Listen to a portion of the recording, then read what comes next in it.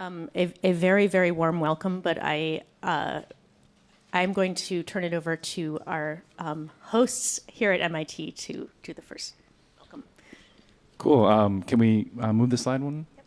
Oh, I got it. Okay, let's see. Do you want to talk about the flying the plane? Oh my gosh, I do. All right, we're going to get our... This is actually the perfect slide for our little start here, which we coordinated and rehearsed.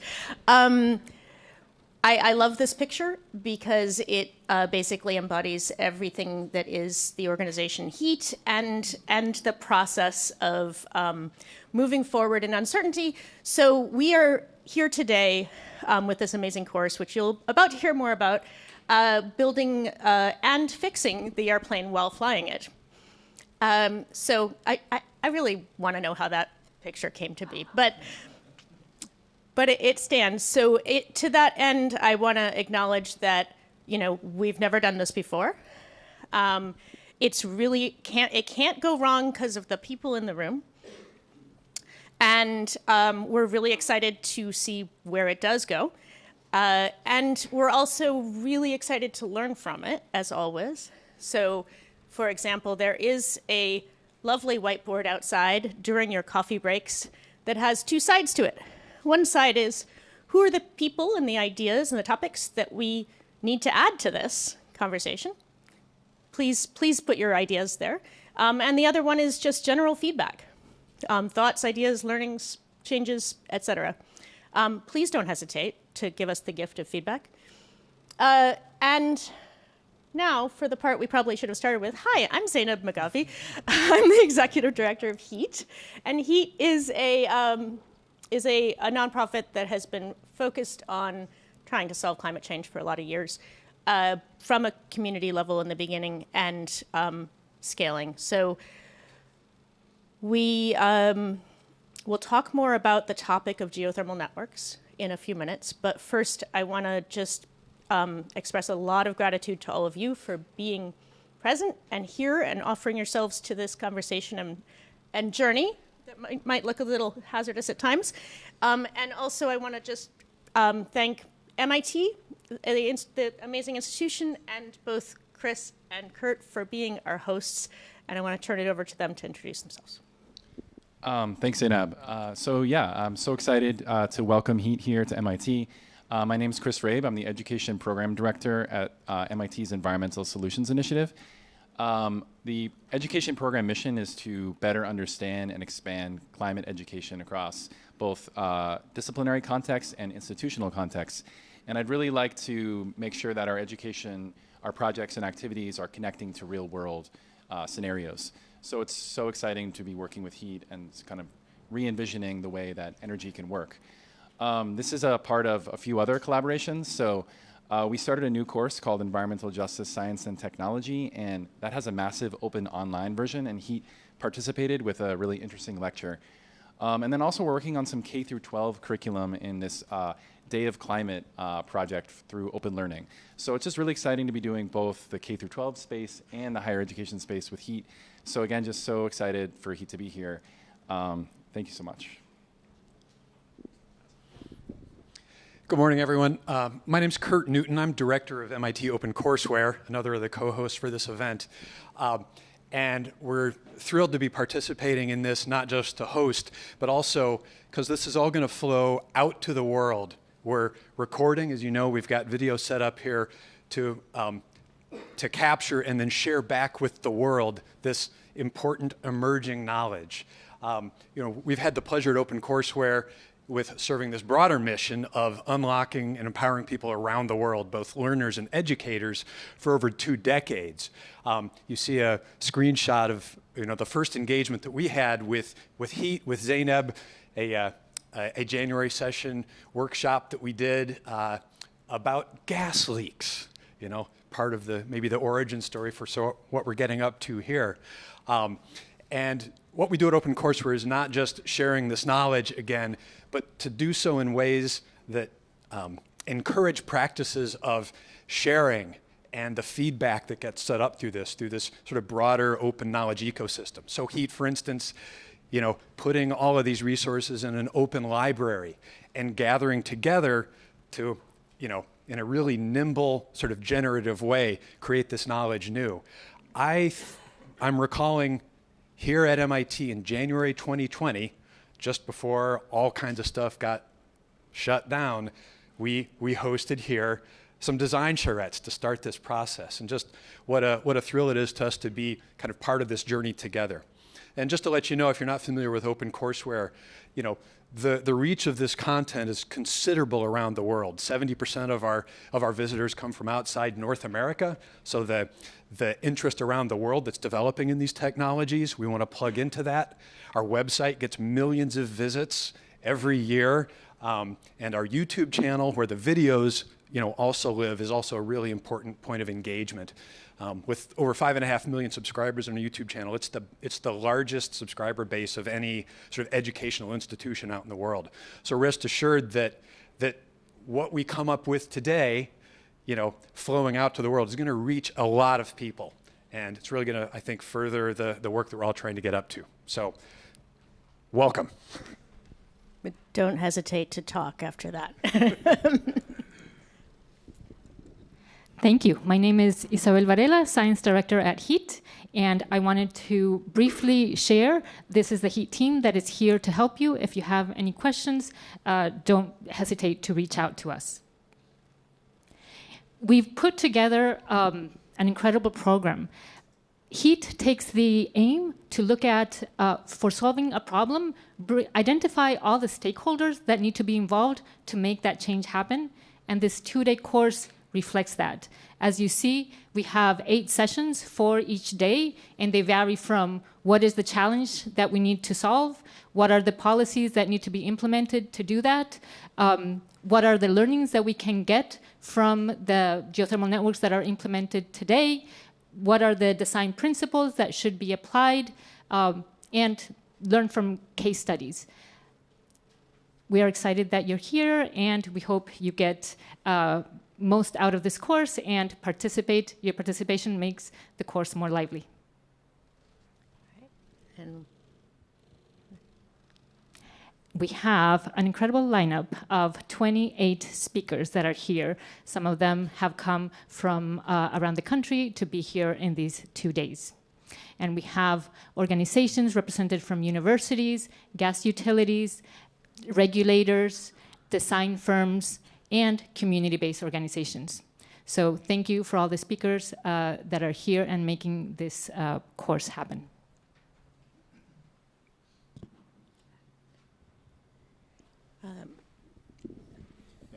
Just a quick note about the nature of the recordings that we're going to be doing. So what we'll be sharing with the world will be the talks and just the videos of the talks. There's a really important sort of Q&A interaction segment that will happen for each of the sessions, and we will not be sharing those straight out with the world. We want to have a frank, completely unconstrained conversation here in the room. Our hope is, though, that we will be sharing some kind of notes and takeaways, some summaries and syntheses from those conversations. But rest assured, unless you are a speaker up here, we're not expecting you to show up in these videos that we share on OCW. If you have any concerns or questions about that, please reach out to me, be in touch. But hopefully that's all right. Okay. Yeah, and our format is that each session is going to have a few brief presentations. Every single one of the speakers could likely speak for hours on any one of the topics.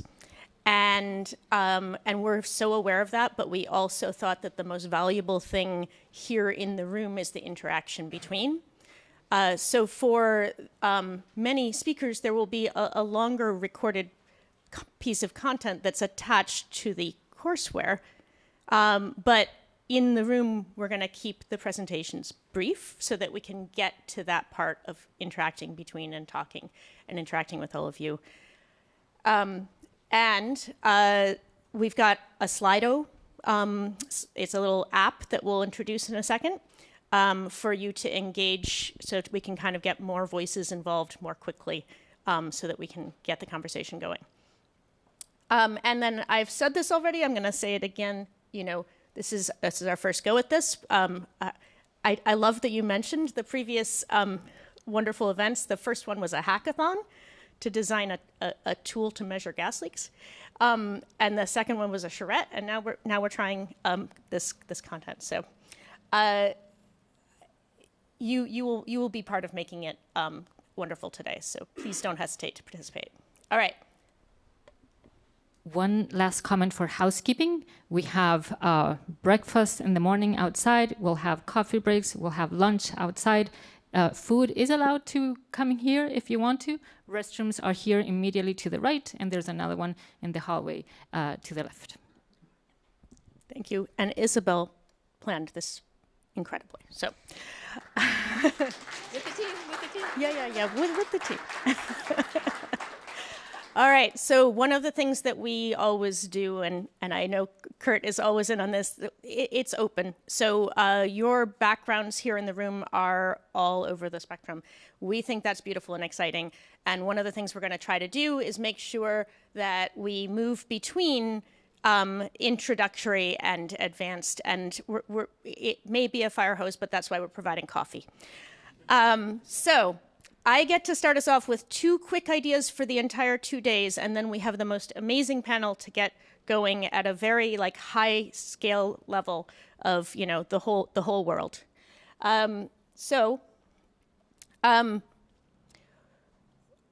new tagline at the moment at HEET is "Think Thermal Together."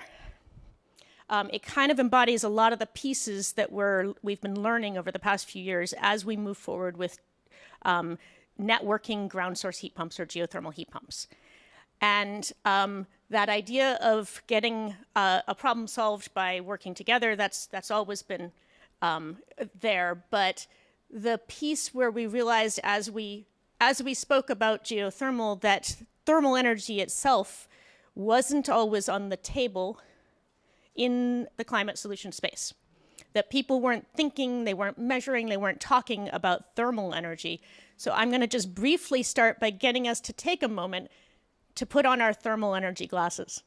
And then I'm going to do a little bit of housekeeping on language so that, terminology, and then we'll move to our first panel. So, think thermal. Let's start with that part. This is an image. If you use a thermal camera, which actually we've recently purchased for the sheer fun of it, if you use a thermal camera, you see things differently. Our eyes don't do that, which may be why we ignore it so often. But there is a huge amount of thermal energy in our Earth, and really, if you stop and think about climate change, what is climate change except a thermal energy regulation problem? And so, if that's what it is, and we talk about the rising temperature in air, well, the kind of stunning thing is that there are a bunch of papers calculating how much thermal energy the Earth has absorbed since, say, 1960. And it's 630 times, approximately, all of the energy humanity uses every year.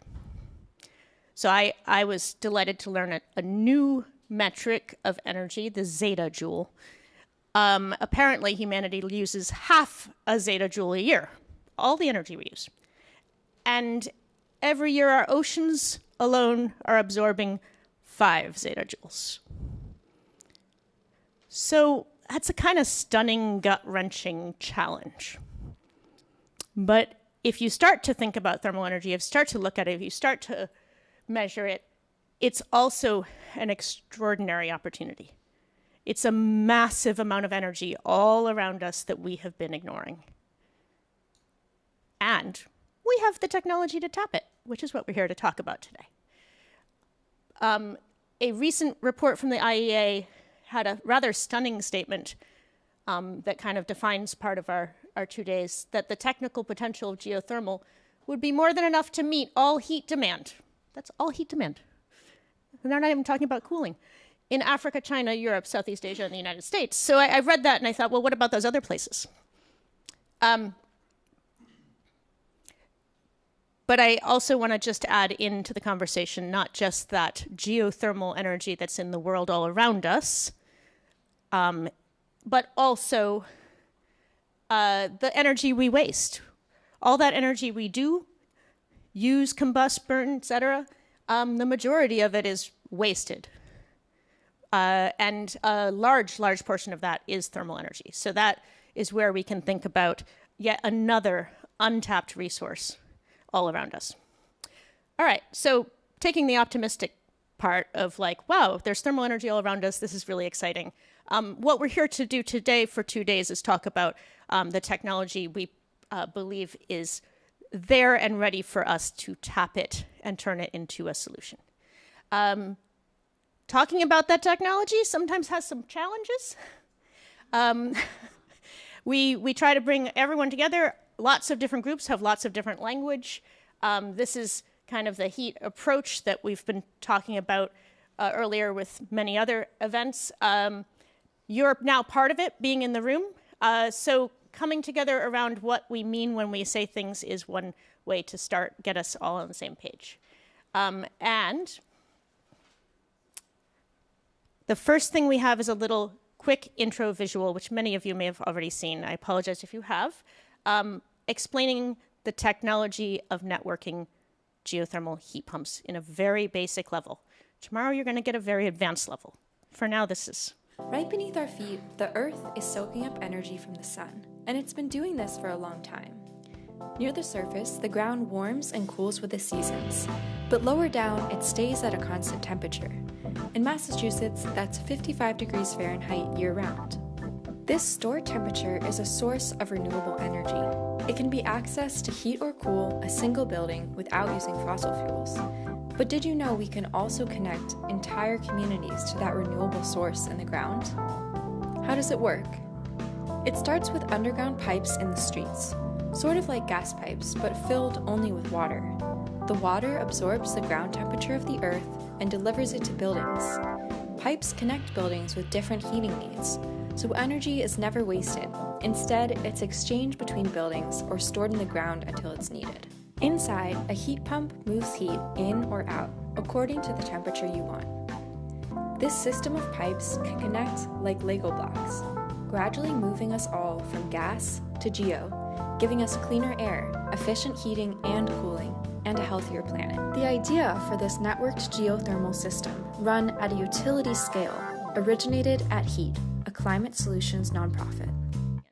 All right, I'm going to really quickly go through language and then get out of here so we can start this amazing panel.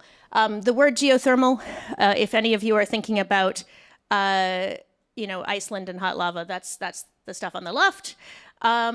This is our one way to try to clarify that geothermal is like the last name of a family of technologies and energies, both, and that the one we are talking about today is on the right. It is networked geothermal heat pumps, can provide heating and cooling, is what is typically called shallow. You'll hear people use the word shallow, but for the usual person, 1,000 or 1,200 feet doesn't sound shallow, but I promise that's shallow. And then it is ambient temperature, in other words, kind of the average temperature of the air and the ground, not super hot in any way. And one of the things that's really critical about this type of geothermal energy is that it is everywhere. You'll hear people talking about the word district, and certainly this is a form of district energy, and the traditional naming system goes by generation, first generation, second generation, and the type we are discussing today primarily is fifth generation. And the next more advanced level of this is, okay, so why are we calling it a network then?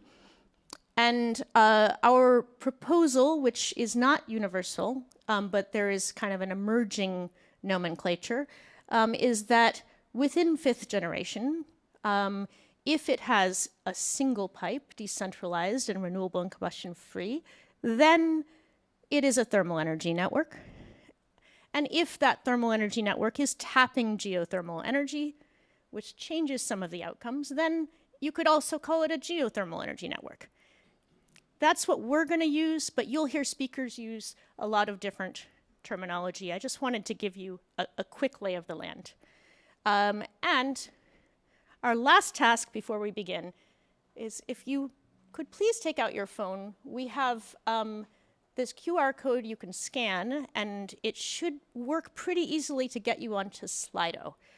And now you have your first quiz. We did say class, right? No, don't worry. There's actually no test. But let's see how you do. Yeah, I made it too easy.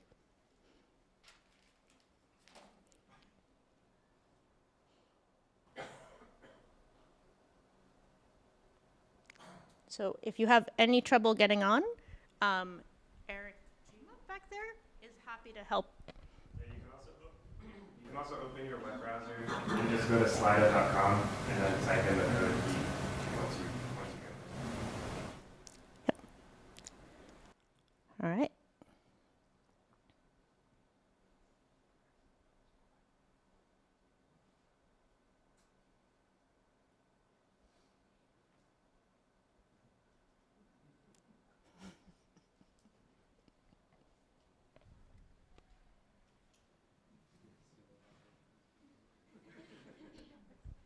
I like watching them go out and back.